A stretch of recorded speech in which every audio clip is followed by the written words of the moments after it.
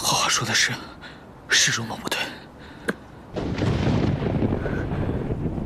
若非是本郡主本领高强，来得及时，那伯爷的小命。花花。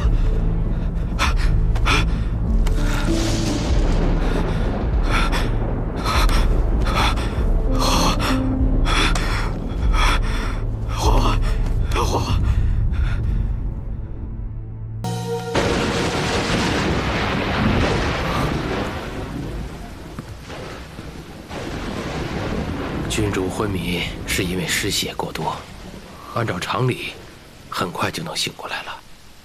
可为何还没有醒过来？老夫也难以判断呀。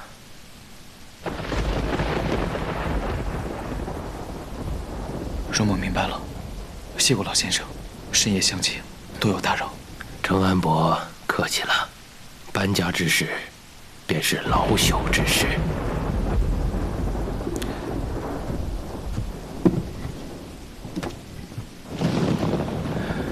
告辞。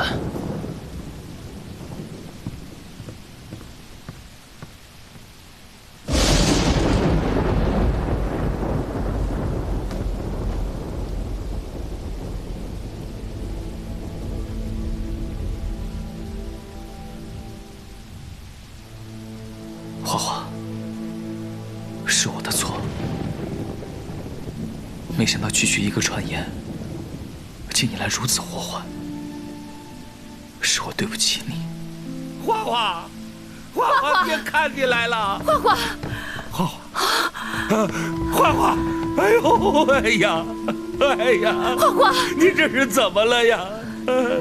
从小到大，你连块皮儿都没上过，怎么会上成这样了，花花呀，我的女儿啊！师叔，对不起，是我没有照顾好花花。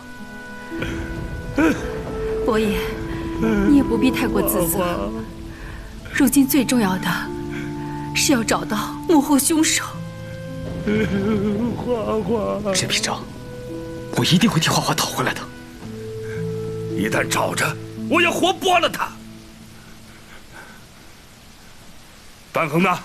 他剑都伤成这样了，他还不过来看看？回老爷，世子昨日便出门，说是为小姐准备成婚礼物。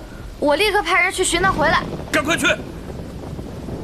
哎呀，咱们搬家到底是造了什么孽呀？这花花的婚事竟会如此坎坷。我的好女儿啊！在你姐最需要你的时候，你去哪儿了？姐，我这才出去多长时间啊？你怎么就变成这样了？ 你睁开眼睛瞧瞧我，你再这么躺下去就要错过婚期了。这好不容易得来的婚事，你可得争点气啊！不会说话你就给我闭嘴，没人把你当哑巴。行了行了，别嚷嚷了。于大夫说了，你姐的伤早就好了，只怕她是不愿醒，所以才一直昏睡着。唉。